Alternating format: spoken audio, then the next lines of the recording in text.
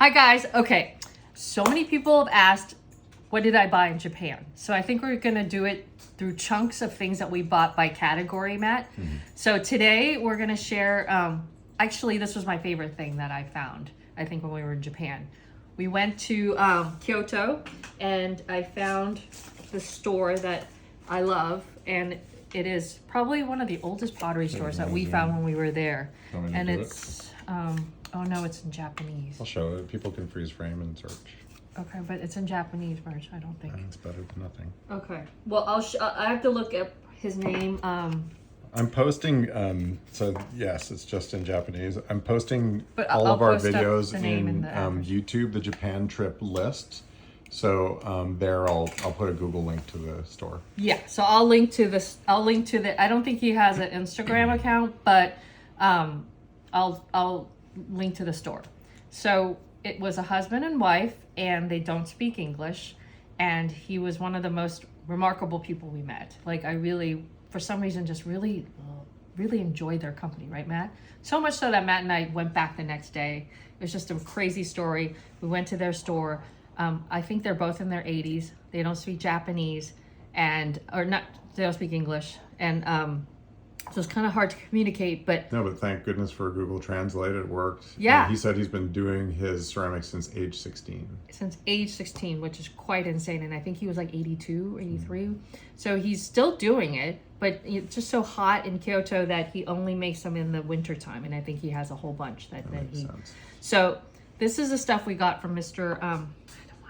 I don't want to pronounce his name wrong, so I'm going to... You can put in the comments. Yeah, so I'll put it in the comments. It's just, you can tell the difference, and that's why I was putting this with that. So these cups we found when we were at the fish market in Tokyo. They were really... I brought my coffee cup down. Yeah, and they were really inexpensive, and I just really enjoyed the colors. And so I was like, okay, cool, we'll bring these back for... Oh, these were from the Toyosu? Yeah, Okay. and they're beautiful, and they're awesome, because I always have this fantasy, and I love this when we have guests over, to have coffee after dinner, and everyone just gets different cups. But so I was buying this for that intention, just like so everyone gets a different cup and the table looks really cool. So that's what we bought it for, and I was like, these are super cool, right? And they're beautiful. But then when we went to Kyoto and we found the store, you can see the difference, right? These are just insane to me. And some people might be like, well, these look really shiny, but this is just when it's like sort of mass produced, and that's why they're so inexpensive. Each one of these are handmade and hand painted, and you can see how organic they feel. And I feel like sometimes when I see comments on our website where it's like, why are these bags so expensive? And it's the same kind of That's idea, a good point. right? You're right. It's like, and it was really interesting because when Matt did a pop-up at Saks Fifth Avenue, do you remember we were on the handbag floor? And when we had I remember. yeah, because he was there. I remember working the floor. So Yes. I think people are very, so when you see two things together, you're like, okay, these are awesome. They're perfect, right? They're so beautiful, which is awesome. But then it's interesting because there's a very organic feel about these because they're each made by hand. They're each painted like meticulously, one by hand. It's insane, right? And look how imperfect it is. I mean, it's the difference between something that's crafted and something that's manufactured. Yes, and it's nothing not matches. A judgment. It's just no, like this is a different character. Like I drink from this every morning. This is the one thing I bought there. oh yeah, where's my cup that I got? And I honestly look forward to it. I know, and I treasure this cup. Yeah. This is the one that Is I that your found. one? I've been seeing you. And then Thatcher got this one, and then Parker chose this one because she likes making matcha, and so this was kind of a way to make matcha, and then you could pour it out.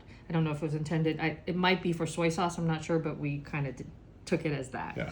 So I find myself, and it's very interesting that I am naturally inclined to like really gravitate towards this cup, and as you use it, your hand kind of molds to it, and you can feel it. How about that? We've been like coming up with a definition of what art is, right? And the best definition I've seen is art is, when you look at a piece of art, it makes you feel something. Yes. These make me feel something. Yes, they're very you could tell his soul's in here, and he colored these, and each one of these are so different.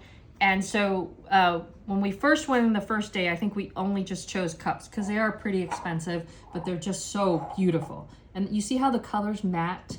And and each one of these are all different. Like, I just cannot tell you how beautiful these are. So they're just insane. And so we went back the next, because I was obsessed when we were leaving, and I was like, we have to go back. So we went back, and I got this guy.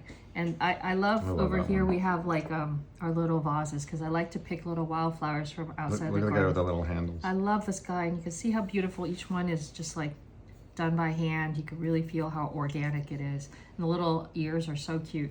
So I put little daisies, like a big daisy from here. It's really cute.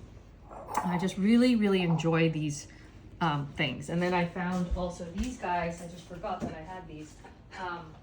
That I am going to put my jewelry on, because I really adore stripes, and he has just such a beautiful aesthetic.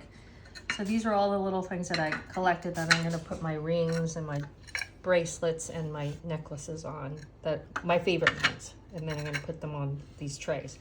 So this is what we found, and I think this was, for me, out of all the things I bought in Japan, that I really love using, and it really reminds me of our trip. And I can't wait to go back and visit them when we go back there. I mean, I liked it so much. I think I only bought 3 things in the whole trip, and this was one of them. This was one of them, Yeah. right?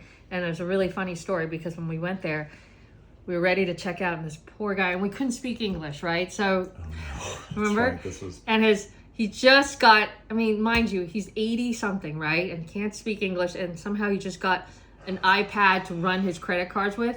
And I think what happened was the card reader did not pair up with the iPad. So Matt, and it was so hot in that store, do you remember? Yeah. So Matt was so kind, and we just stayed there the whole time. He 'cause I was like, so kind. I was he sitting so there kind. dripping with sweat, and he went and was dabbing this one. I know, and I'm like, Matt, we cannot leave until we help this felt so man bad. connect this thing together. But Yeah. the whole thing was in Japanese, so Matt was like Google translating, like, because we didn't even know, like, you can't even tell which one was the go button or reverse button. Like, we had no clue, and we were so afraid to screw it up. Anyhow, long story short, Matt helped him pair up the, and it was like so ironic, right? So Matt helped him pair up the iPad with the card reader. And then when we got back to our store, the same thing happened in our store. Matt's like, oh, I know exactly what's wrong. So it was just really funny. So, That's so true. yeah, so this is like, I think one of my favorite things. And let me share the store with you. It's in Kyoto, and it's in a really cool part of Kyoto. And as we looked at a lot of the pottery, for me personally, this was like really beautiful, and it was just, It really struck a chord. yeah, like so much so, like I really, really just like, look at this, like I use this every day. I wash it by hand, and then I put them in a little corner so no one touches them. And so anyway, it's just, I don't know, something about it. Parker drinks out of this one in the morning too. So, and then these are really cute. They're supposed to be for, like, I think sauces, but I don't know. I just put them here because I think they're very, very pretty. So that's what's going on. I hope you like this sharing of the beautiful things, these ceramics we found in Japan. The shopping. And I'm trying to think of, like, so I could do, we're going to do one on my vintage finds. Mm-hmm. I found some really cool stuff. And then another day, the knives. We got 2 knives, and then we got, what else we get? Oh, we went to a kimono store, and I think, oh, and my little shoes. Yeah, so a lot of cool stuff. I think what Matt and I did this time was we really found things that were really goes back like generations, and I think that somehow our trip led to that. So everything we came across was just finding people who've done this for generations, and it was just really wonderful to see the craftsmanship and the story and the history. So from the sushi chef we met, we could talk about that too, to the ceramics, like this guy's been making this stuff since he was 16 years old. It's quite remarkable. And to the, those little sandals I found, it was the same thing. I think he's 5th generation. The knives that we found were originally makers of samurai knives. So there's just so much history, and it's just so interesting how it's beautiful, these stories, and beautiful that this craft gets handed down. And as it arrives into this generation, especially those slippers I found, kind of cool how they kind of punked it up, right? Mm-hmm. So they took something that still is like all the components it's are like still punked it up in the same way that Sofia Coppola's Marie Antoinette punked Yes. out like that. Yes. Right? And I think I went to the kimono store and I'm like, well, I'm not going to wear a kimono. So I think I sort of punked up their kimono.